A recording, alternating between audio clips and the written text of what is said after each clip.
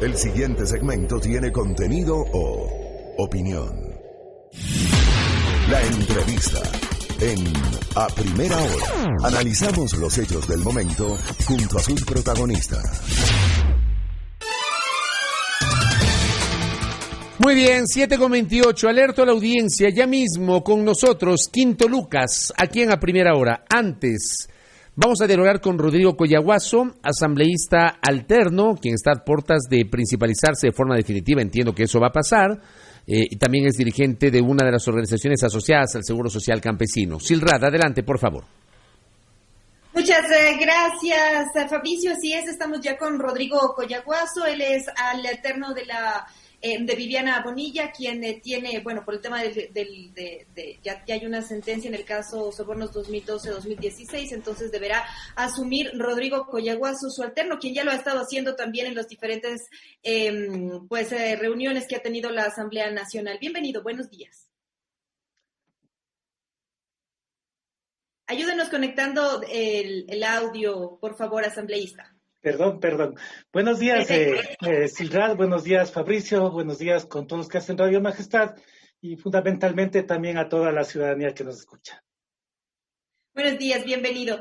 Usted está por principalizarse. Quisiera iniciar preguntándole cómo califica toda la gestión del presidente de la Asamblea, César Litardo, al frente del Legislativo, considerando que muchos de los proyectos de ley ni siquiera han llegado a segundo debate. ¿Cuál es su evaluación, su análisis sobre el desarrollo y el trabajo en la Asamblea Nacional?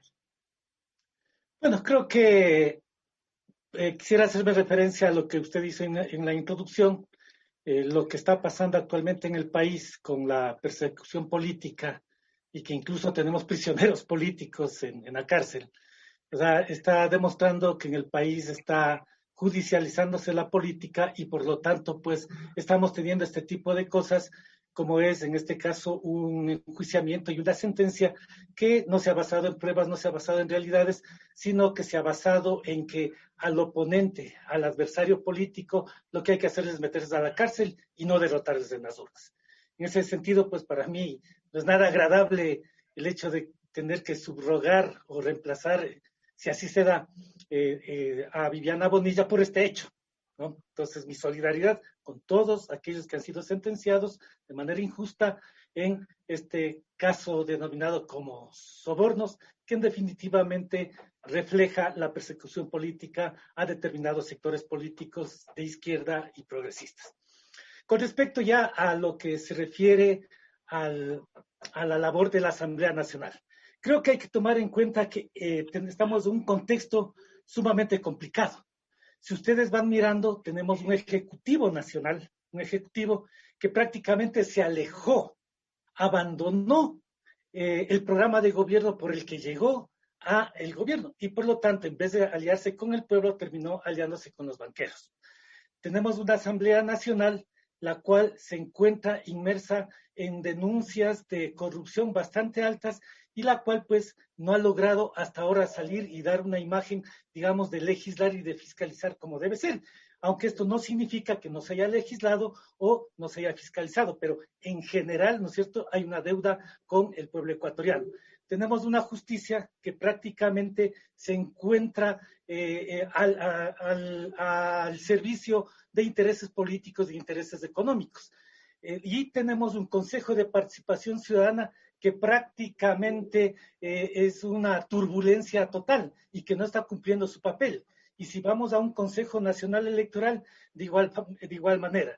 Y si a esto le sumamos la situación económica, o sea, es muy grave lo que está pasando en el país. 1 millón de personas sin trabajo. Si eso usted le multiplica por 3 personas, un promedio de que dependen de ese trabajador, estamos hablando de 3 millones de personas. Pero además, si usted le vincula de que esa persona que ha sido despedida compraba en la tienda la alimentación, compraba su ropa a los artesanos, etcétera, prácticamente es una hecatombe económica. A esto se suma, ¿no es cierto?, que los derechos en general de los trabajadores están siendo vulnerados. Entonces, en esta situación de contexto, justamente, pues, obviamente la Asamblea tiene creo que es un 2% de credibilidad y los asambleístas por ese mismo lado.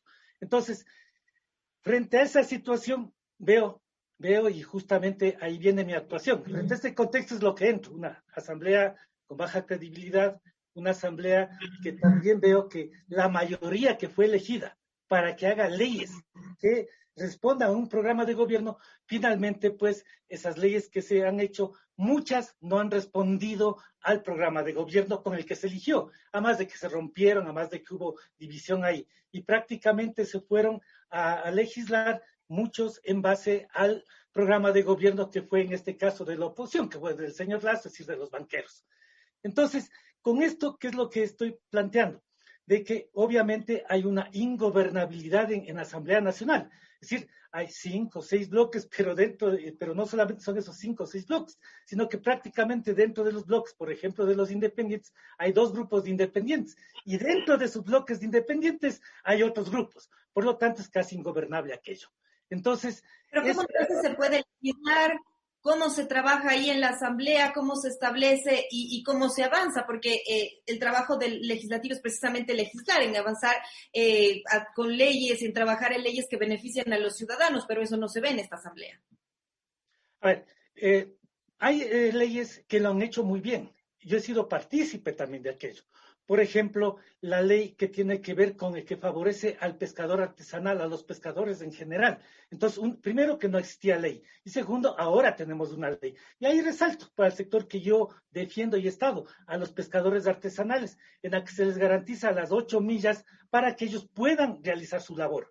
Por ejemplo, tenemos también la ley que garantiza, la ley de los emprendedores, en la cual se garantiza y se da fuerza a los emprendedores del país, y ahora más que nunca, pues, necesaria como tal.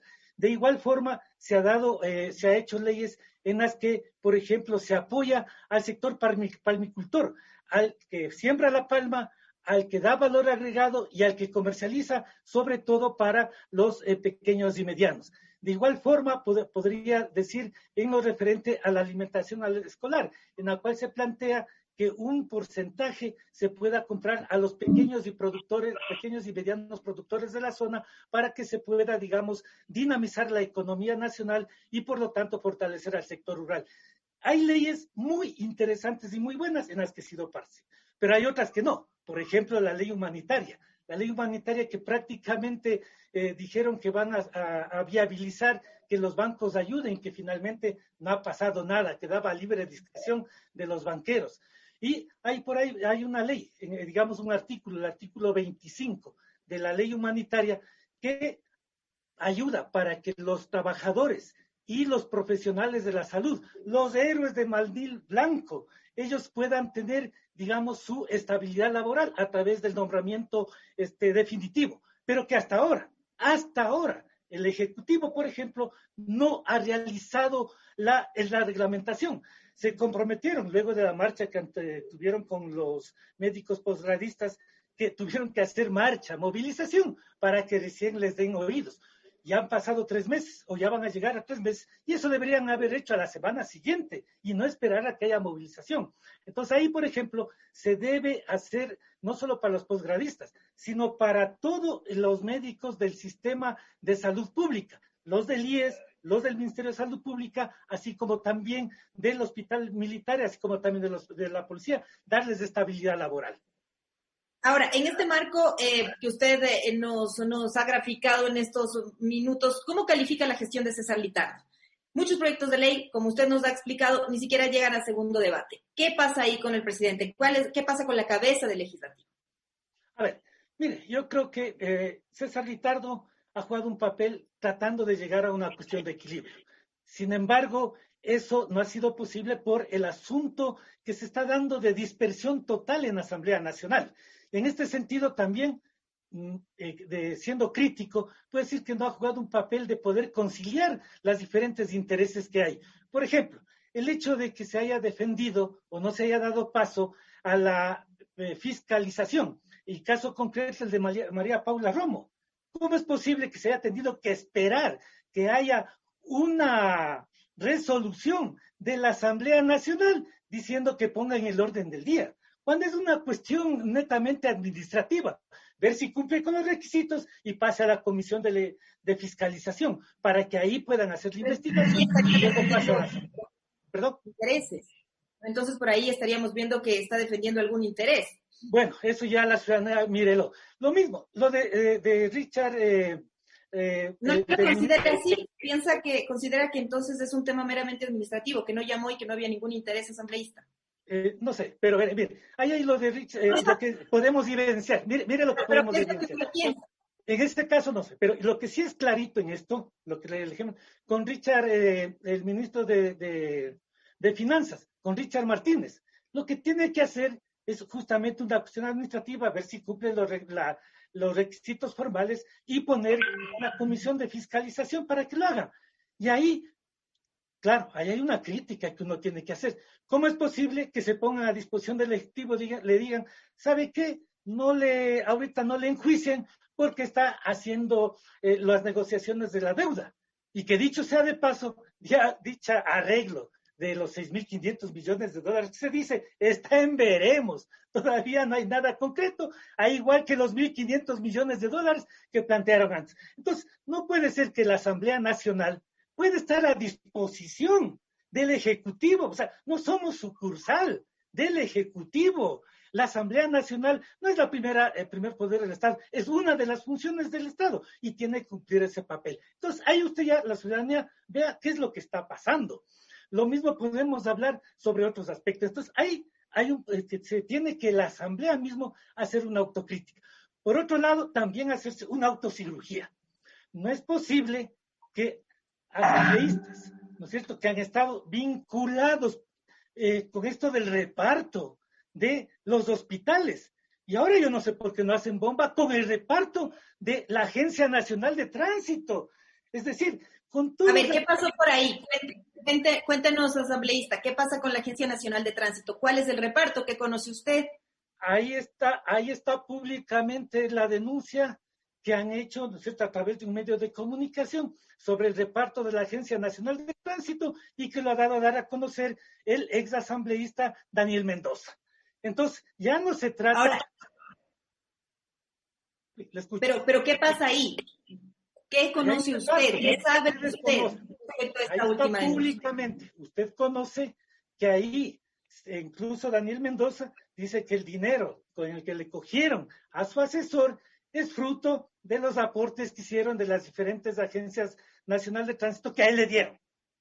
Entonces, ahí hay una cuestión de espanto de tanta corrupción que ha habido y que también estarían involucrando, de acuerdo a lo que dicen, a determinados asambleístas. Entonces, aquí se Ahora, la cirugía en asamblea.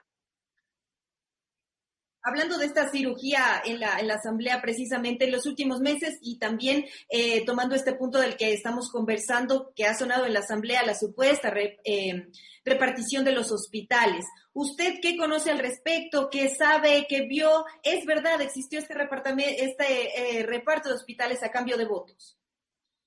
Mire, de lo que ustedes saben, yo no estoy constantemente en la Asamblea. Yo cuando voy y legislo. ¿Y legislo a favor de quién?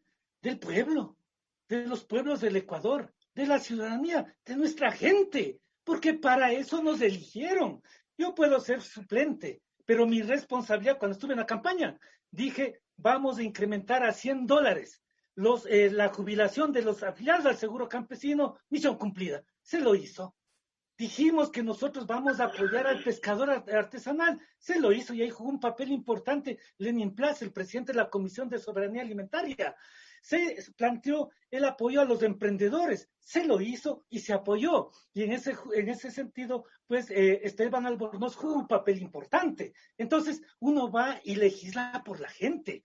Entonces, con respecto a la repartición de hospitales, justamente eso es lo que se quiere investigar, pues. Por eso hay que dejar fluir los juicios políticos, pues, y no guardarlos en la gaveta. Porque, claro, hay asambleístas que han dicho, no concuerdo, pero dicen que antes era comisión de archivos, ahora es comisión de reparto, y ojalá ahora no sea una comisión del olvido. Entonces... Ahora, quiero preguntarle también... Quedan 8 meses, usted se va a principalizar seguramente se va a principalizar próximamente. ¿Cuáles son los proyectos de ley que deben ser tramitados antes de que venza este periodo? ¿Cuáles son los más urgentes? Mire, creo que frente al panorama inicial que le di, que es más general, el número 8 es un número de justicia, de equidad. El número 8 significa una nueva vida. Creo que en este periodo de 8 meses que quedan, lo que tenemos que hacer es, por un lado, fiscalizar. Y la fiscalización significa hacer los juicios políticos que se tenga que hacer. 2, la autocirugía que se tenga que hacer con los asambleístas que se tenga que hacer. Ese es un primer bloque. Un segundo bloque, dar seguimiento a todos los proyectos de ley que ya se han aprobado. A ver, veamos cómo está el crédito para los emprendedores. ¿Hay dinero o no hay dinero? ¿Se está cumpliendo con el artículo 25 que da la estabilidad a los médicos y trabajadores de la salud? ¿O esperan que se haga una movilización para nuevamente decir, ya vamos a llegar a acuerdos? Un segundo bloque, dar seguimiento a todas las leyes. Y un tercero con respecto a las nuevas leyes. Por ejemplo, uno es con respecto a la ley orgánica de la función judicial, en donde solamente por nombrar 3 cositas ahí. Lo uno, que se fomente y se fortalezca lo que es la justicia abierta. 2, dar fuerza a lo que son los jueces de paz, que ayudan que en el territorio se pueda ejercer, digamos, justicia y no se vaya a la justicia ordinaria. Entonces, de esta manera que podamos fortalecer aquello. Entonces, por ejemplo, hay una ley orgánica de la función judicial. De igual forma, con los otros proyectos de ley que están en carpeta, que hay que seguir tramitando, ¿no es cierto?, con respecto a, por ejemplo, digo uno, sobre el asunto de una ley reformatoria para que los afiliados del seguro campesino, que los jubilados y los trabajadores sean parte del consejo directivo del IES y no solamente sean una parte, digamos, más que pueda ser representada por alguien y que estos puedan ser elegidos de manera universal y por lo tanto velen por los intereses de todos. Ya para cerrar, asambleísta, es bastante trabajo el que usted narra y entramos ya a la etapa electoral. Muchos de los legisladores dejarán a sus alternos para irse a hacer campaña. ¿Realmente se puede realizar lo que usted nos ha contado en estos últimos 8 meses, o al menos parte? ¿Se puede, sobre la práctica y siendo realistas, trabajar y lograr algunos de los objetivos? Mire, hablo por Rodrigo Collahuasi. Yo soy dirigente de los movimientos sociales, vinculado al seguro campesino, vinculado a los médicos, vinculado a todos los actores que vienen hacia nosotros. Y cuando yo estaba ejerciendo mi papel en la asamblea, y por eso es que muchos dicen, Rodrigo Collahuasi es asambleísta principal. No es así. ¿Pero por qué razón?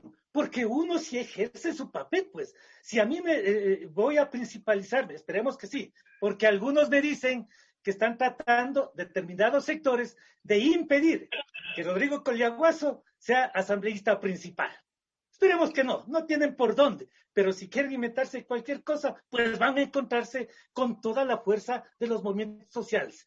Pero, ¿qué es lo que vamos a hacer? Ejercer lo que nos toca ejercer, hacer la función, legislar, fiscalizar, dar seguimiento a que se cumplan las leyes, que el gobierno cumpla la política pública. Por ejemplo, hay una cosa que hay que reconocer en el gobierno de Lenín Moreno y a Lenín Moreno: el hecho de haber hecho el acuerdo 177, que beneficia a los productores de la leche, que beneficia al comerciante y que beneficia al industrial de la leche.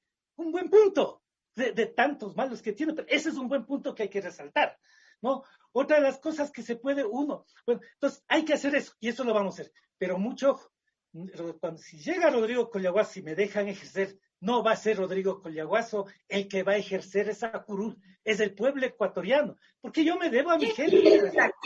¿Qué interés hay para no permitirle principalizarse o continuar con el trabajo legislativo? Bueno, ahí escucharon, mis jurídicos escucharon una intervención de alguien del CAL que decía que van a esperar, y así debe ser, que llegue la sentencia ejecutorial a la Asamblea. Y con eso ya debería... Pero dicen que es lo que llegue la sentencia ejecutorial, van a mandar al jurídico de la Asamblea para que el espacio jurídico de la Asamblea dé su criterio. Y con su criterio, el CAL va a pronunciarse. ¿Cómo así, pues? ¿Cómo así? Claramente la Constitución dice, y la ley dice que quien reemplaza A quien ya no está, obviamente es el principal, el suplente, y el suplente soy yo. Entonces yo espero que sea una mala interpretación, o el que dijo, pues no conocía sobre el hecho. Pero que quede claro, aquí vamos a legislar con el pueblo, para el pueblo, y no importa si hay otros suplentes, que hay muchos que van a ir de candidatos principales, y van a ir suplentes. Si van a ir como floreros, pues problema de ellos. De los movimientos sociales, vamos a legislar, vamos a fiscalizar, vamos a estar con nuestra gente. Muchas gracias por esta entrevista, asambleísta. Muchas gracias, Silrat, y gracias, Fabricio. Muchas gracias. 7 de la mañana con 49 minutos. En la primera hora regresamos a los estudios centrales.